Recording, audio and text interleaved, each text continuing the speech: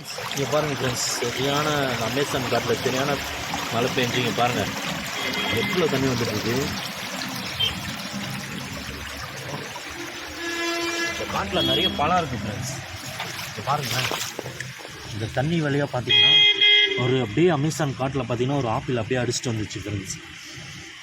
So இதேமாரி பழம்லாம் இங்கே நிறைய அடிச்சுட்டு போயிடுச்சு.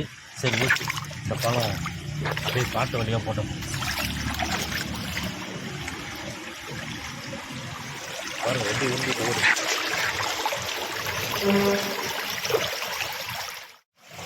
அமேசான் காட்டில் இருந்து பாருங்கள் பழம்லாம் அடிச்சுட்டு போயிட்டுருக்கு. இது பாவம் ஃப்ரெண்ட்ஸ், இந்த ஆப்பிள் மாட்டிகிட்டு இருக்குது, நம்ம எடுத்து விட்டுடலாம். போயிடுச்சு ஃப்ரெண்ட்ஸ்.